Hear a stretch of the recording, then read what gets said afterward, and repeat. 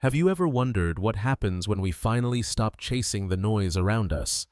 The endless demands, the applause, the distractions that promise meaning but often leave us emptier than before.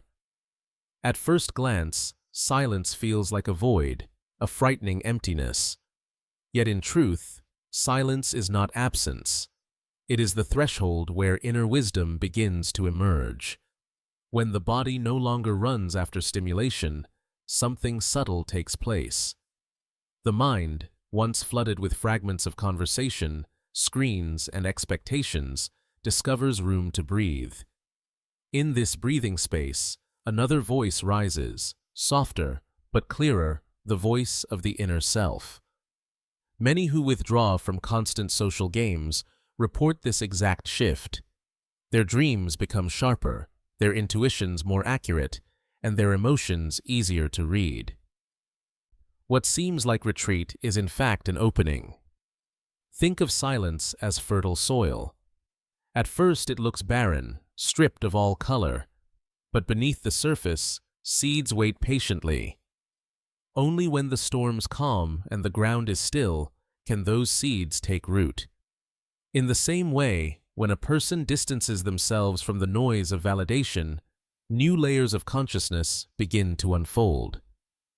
Psychology often tells us that suppressed energy never disappears, it changes form. Carl Jung described how energy once spent on external distractions can be redirected inward, producing symbols, dreams, and insights. This is why individuals in solitude often speak of vivid inner images or sudden clarity about choices they avoided for years. The absence of noise becomes a mirror, reflecting back the truths they had overlooked. Notice how counterintuitive this sounds in today's culture. We are taught to believe that constant motion equals life, that slowing down signals weakness, even failure. But the evidence shows the opposite.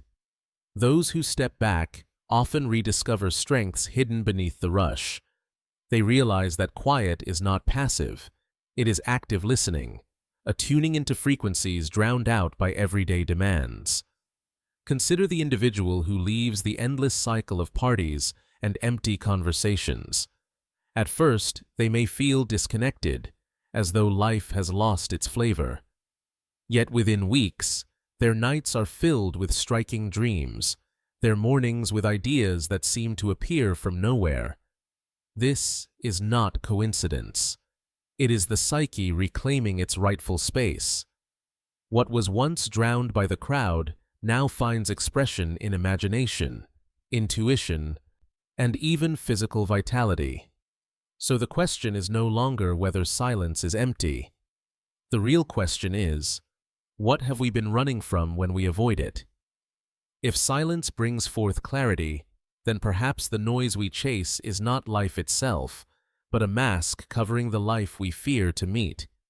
To pause is not to vanish. To pause is to return. When someone chooses to step away from the constant movement of the world, a profound shift begins.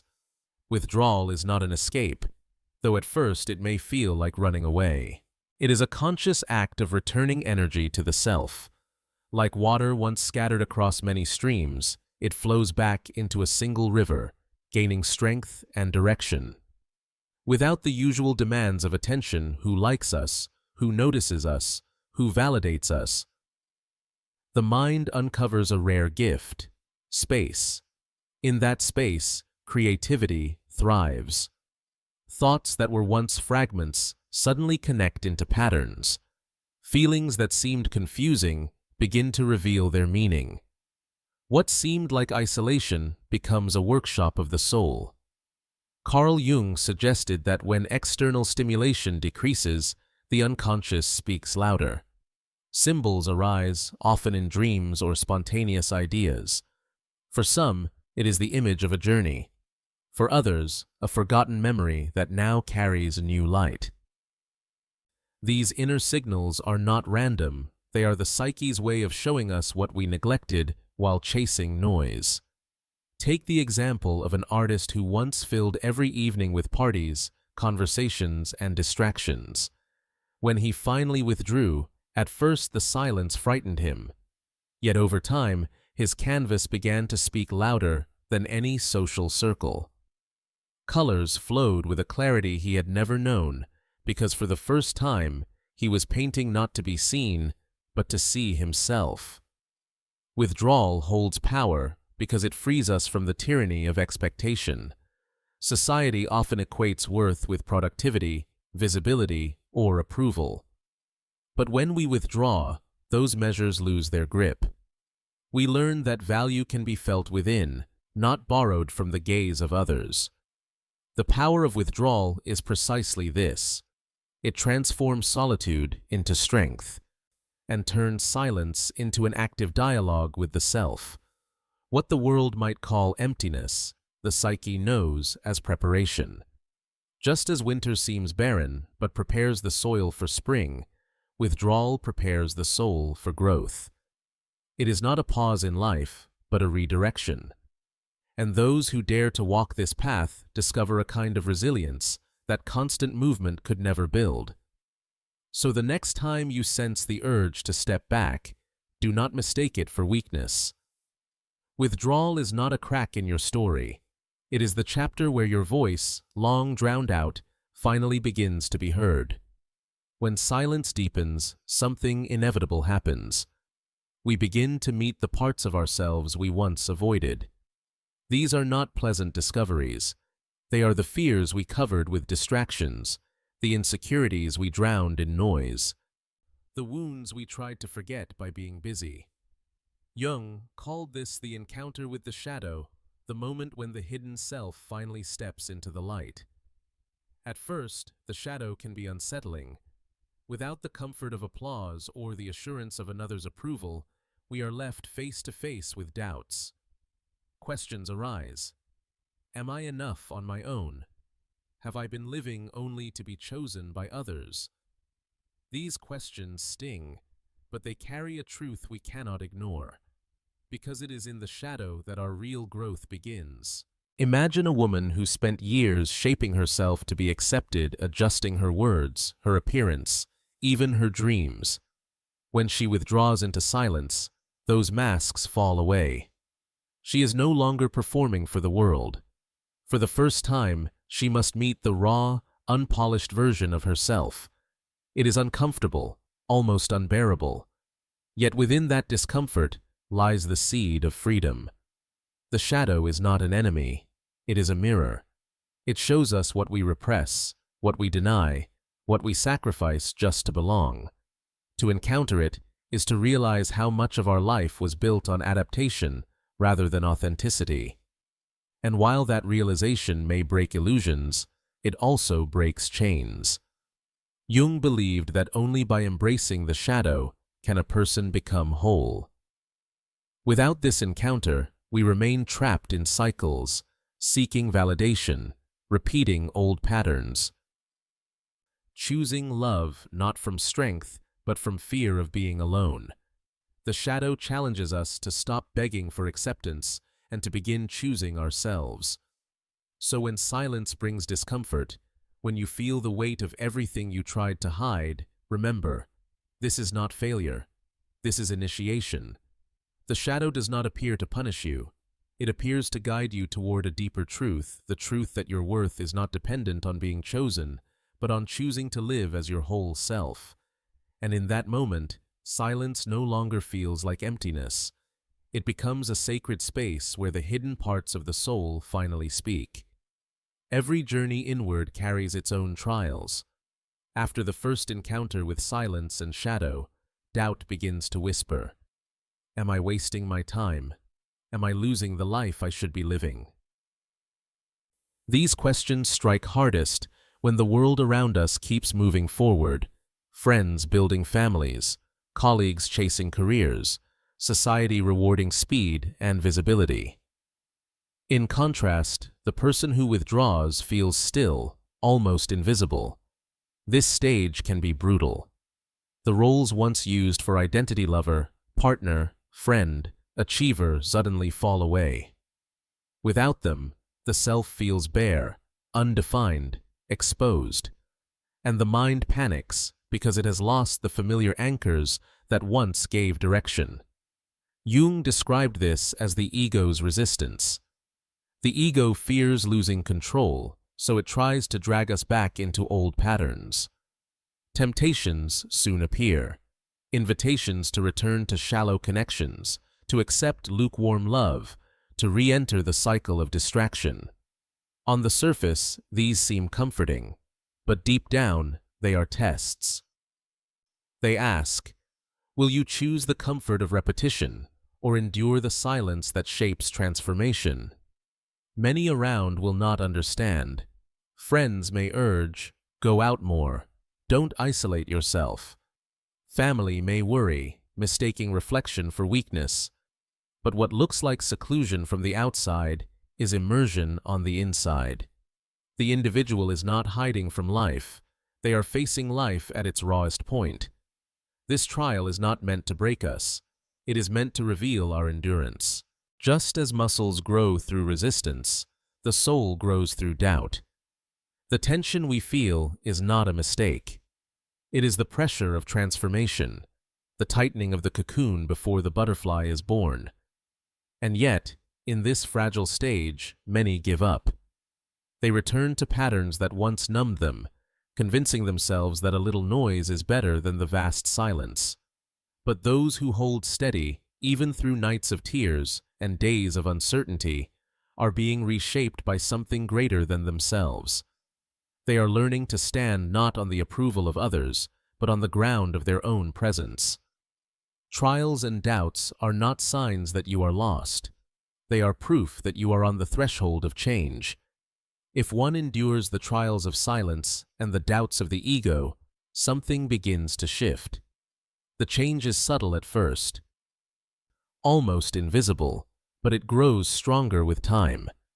What once felt like emptiness slowly reveals itself as a vessel being filled with new meaning. The stillness that once frightened now becomes a source of calm. This is the stage of transformation. Think of the cocoon. To the outside world, it appears lifeless, motionless, sealed away. But within, wings are forming. Structure is dissolving, only to be rebuilt into something capable of flight. The same is true for the human soul. In silence, the old structures of dependency, fear, and need break down. In their place, a new form of being begins to emerge, no longer defined by the gaze of others, but by the strength of inner presence. Carl Jung spoke of this as individuation, the process of becoming whole, no longer split between the self we show to the world and the self we hide. Transformation happens when we no longer need applause, when the absence of approval no longer feels like death. The individual discovers that their worth is not measured by being chosen, but by choosing themselves. Consider someone who once craved constant affirmation. Every compliment, every message, every glance kept their identity afloat. But in the quiet of withdrawal, they realize that these external signs are fleeting. They learn instead to root their sense of value in the depth of their own being. When that realization lands, everything changes. What once was need becomes choice. What once was hunger becomes fullness. Transformation is not loud. It does not announce itself with fireworks. It arrives like dawn, slowly illuminating what was always there. One morning, you wake and notice you are no longer restless. You no longer chase the noise that once defined your days. Instead, you carry within you a calm strength, a steady flame that does not depend on the winds outside. This is the true power of silence. It does not destroy. It reshapes. It does not weaken. It refines. Transformation is not about becoming someone new. It is about finally returning to the person you were meant to be before the world told you otherwise. There comes a moment when the silence teaches its most radical lesson. No one is coming to save you. And surprisingly, this is not despair, it is liberation. Because when we stop waiting for rescue, we discover the strength to rescue ourselves. For years, many live with the hidden belief that happiness will arrive through someone else, a partner who understands, a friend who completes, a mentor who guides. Yet silence reveals the flaw in this pattern. When external saviors fail to appear, we feel abandoned. But when we turn inward, we find that the power we projected onto others was waiting inside all along. Carl Jung described this as reclaiming projections. What we admired, what we longed for, what we sought in another person, these qualities already existed within us, though buried and unrecognized. To rescue oneself is to gather back those projections and realize the courage we admired is our courage. The love we craved is our love. The wisdom we followed is our wisdom. This realization changes everything. What once was a desperate need becomes a conscious choice. Love is no longer sought to fill a void, but to share an overflow. Relationships are no longer cages of expectation, but partnerships of freedom. A person who rescues themselves no longer enters connections to be completed, they enter as someone already whole. Think of the strength this creates. No manipulation can bind them, because they no longer fear solitude. No superficial affection can tempt them, because they know the taste of authenticity. What society may misinterpret as detachment is, in fact, independence, the independence that arises when you know you can stand alone without crumbling. Self-rescue does not mean isolation. It means walking into the world with a new posture, carrying a quiet assurance that nothing external defines your worth. It is the moment when silence turns into power, when the absence of a savior reveals the presence of the self. And once this power is found, there is no turning back. Because the person who has rescued themselves will never again accept being diminished for love or silenced for belonging. They have tasted freedom, and freedom once tasted cannot be forgotten.